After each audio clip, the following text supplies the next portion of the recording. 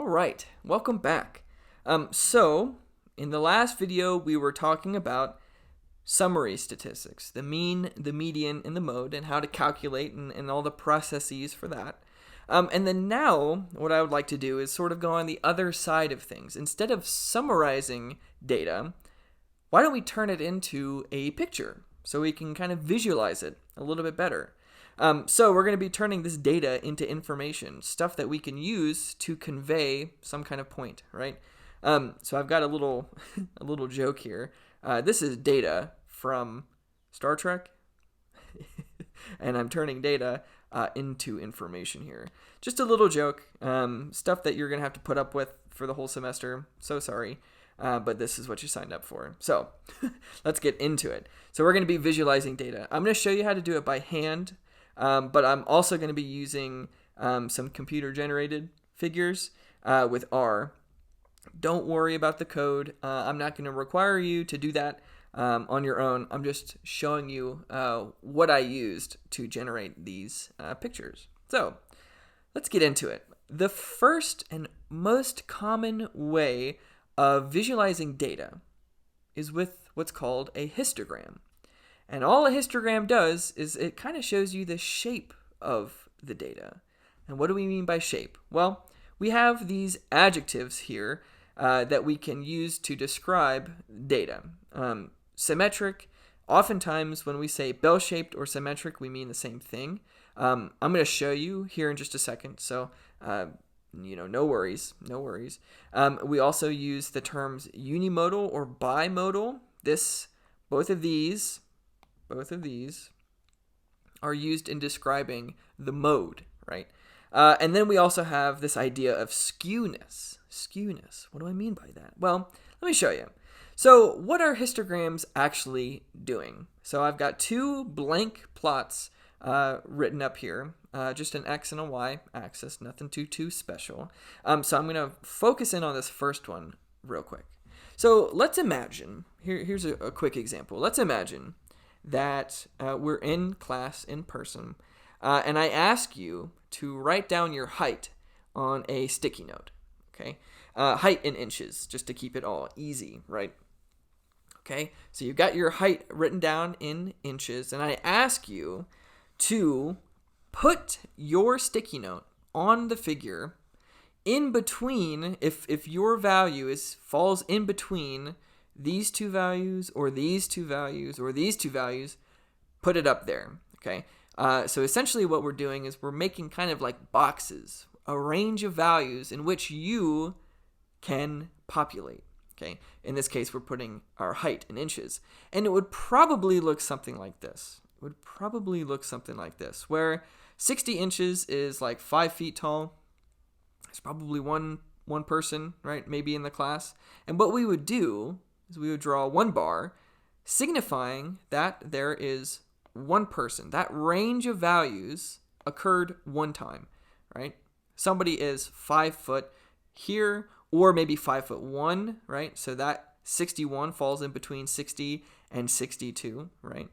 Okay, and then let's move on, and let's say, okay, 62 to 64, there might only be another one person who falls within that range, right? And then maybe we start getting a little bit taller here. Maybe there's two people in between 64 and 66 inches. Okay, and I'll talk more about the details here in just a little bit. And then more commonly, we'll find that maybe there's 3 people in the class that are in this range. And then as we get taller, right, as the heights increase, probably going to be less frequent, right? And then here again. All right, and it maybe looks something like that, right? Okay, that's essentially what a histogram is doing. You're putting your sticky note in here. If you qualify in any of these ranges of values or this range of values. I'll talk more about the details here in a second, like which one do we include? Do we include 62 into this one or 62 into this one? I'll show you in just a second. But this is essentially what a histogram is doing. Now, I made up these ranges of values totally arbitrarily. I just made them up, okay? There's no logic behind that. Histograms are totally subjective in how you decide what range of values, how many bins you want to include in your figure. So let's move down again. And let's say that, okay, instead of, let's see, I've got 1, 2, 3, 4, 5, 6 bins here. Bins, that's what we're calling these things, bins. Just a range of values. And let's say that instead of 6, I want 1, 2, 3, 4. Okay, so it still represents, we still have the same starting point and the same ending point. We see that here, 60, 60, and 72. But I've changed the range of values. I made the ranges just a little bit larger by 1 unit. Okay, and we're going to now see that, well, okay, since we're now able to include more people, it might look something like this. Right? Same data. It's the same data. It's the same sticky notes, right? Maybe it looks something like this, right? And then like that, right? Now, it's representing the same thing, but now it looks slightly different. Slightly different. Again, just totally making up the data in my head, right? But that's essentially what a histogram is doing. And we have total control on how many bins we're able to pick. Oftentimes, histograms can be used and misused, right? Misused frequently if you want, the figure to show something different, right? Something that maybe fits your narrative than what's actually occurring in nature, right? We saw that here. Both of these represent the same data, but they look slightly different. Okay. All right. So that's histograms. That's the basics of it. Let's talk a little bit about shapes of histograms. Okay. So here's the R code, HIST, and then you just throw your data in there, and that's that. It's very simple. Again, don't worry about it. But let me zoom in here. So already, keep in mind those, or at least recall those adjectives that we used to describe the shape. Okay. So we see here that maybe if we were to trace over this with a smooth line and kind of touch the edge of each bin here, come back down, right? Looks something like that. Pretty normal, right? Pretty typical, maybe familiar. That's what I'm trying to say. It's a familiar shape, okay? So here we say that, okay, this is approximately, it's pretty close to being symmetric, at least by the way that I've drawn this smooth line over it. We could say that this is a fairly symmetric, right? Fairly symmetric distribution. It also kind of looks like a bell too, right? So we'll say that this is symmetric. It's also bell-shaped. Oftentimes those go hand in hand. Okay.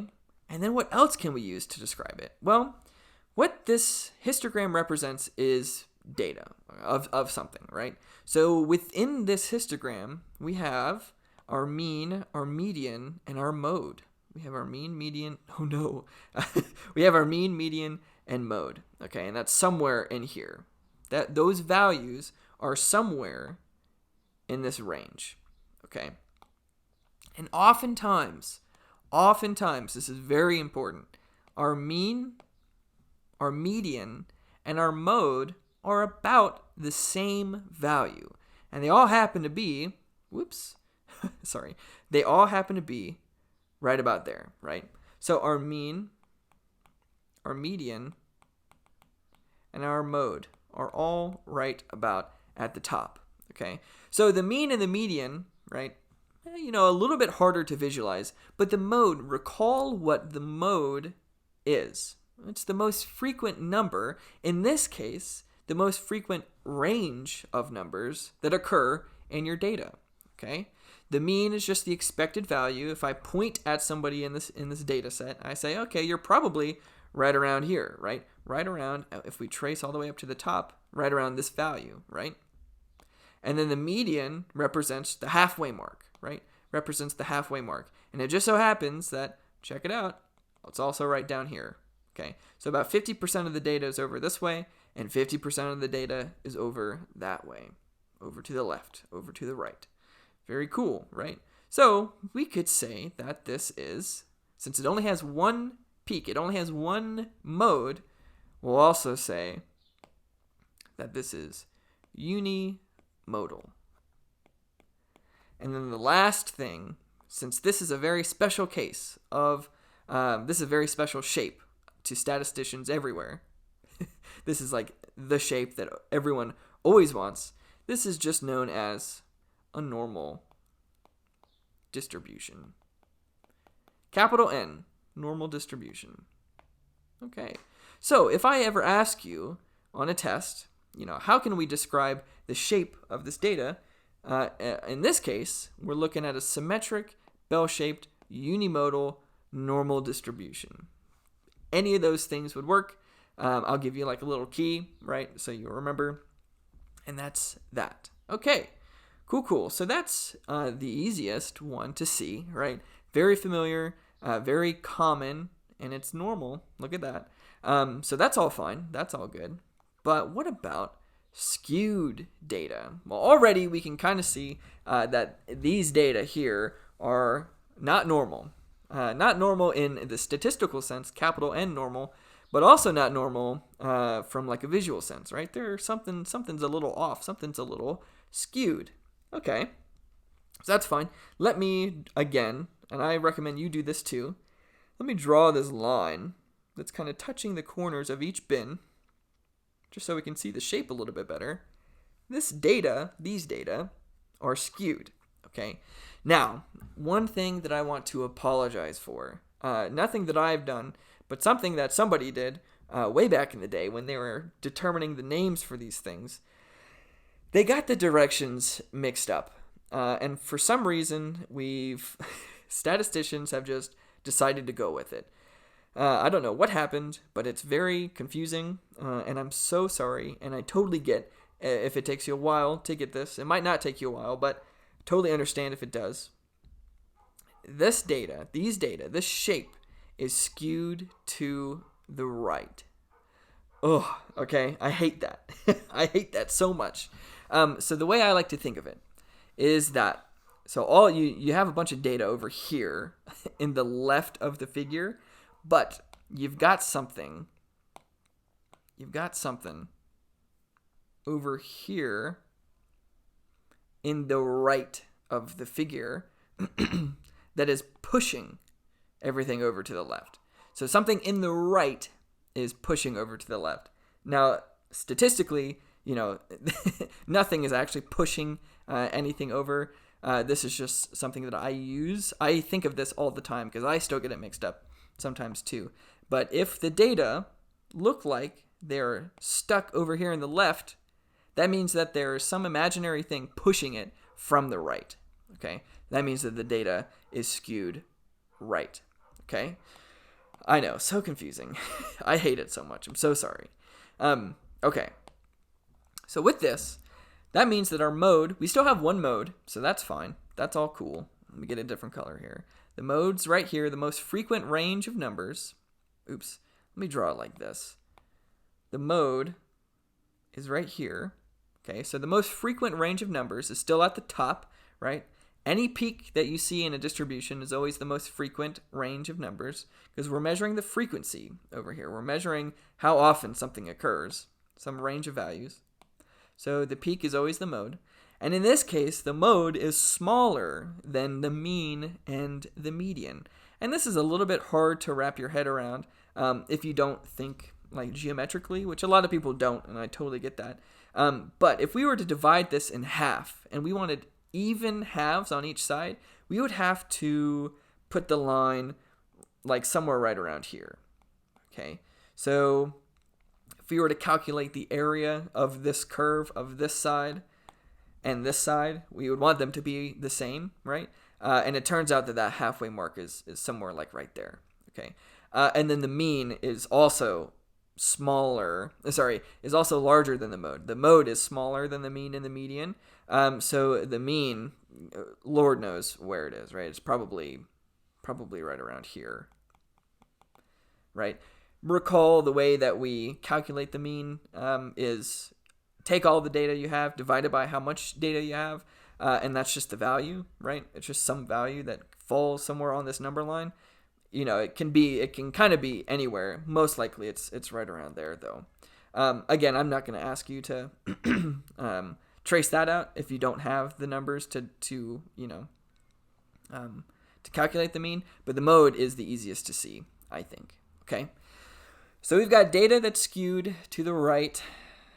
I hate that so much. I'm so sorry. But the data here is skewed to the right, so that's fine. What does data that is skewed to the left look like? Well, it's just the opposite.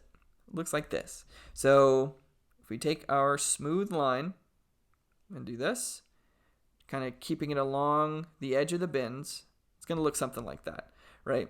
So then there's something over here in the left of the field that is pushing the data over to the right. Okay, so something that is in the left is pushing the data the other way. Okay, the data is skewed left. And it's the same deal, just sort of the opposite story as the last one we saw, where the mode is right around here, right? It's the peak value, the most frequent range of numbers, right? And it's just right there. So that's our mode.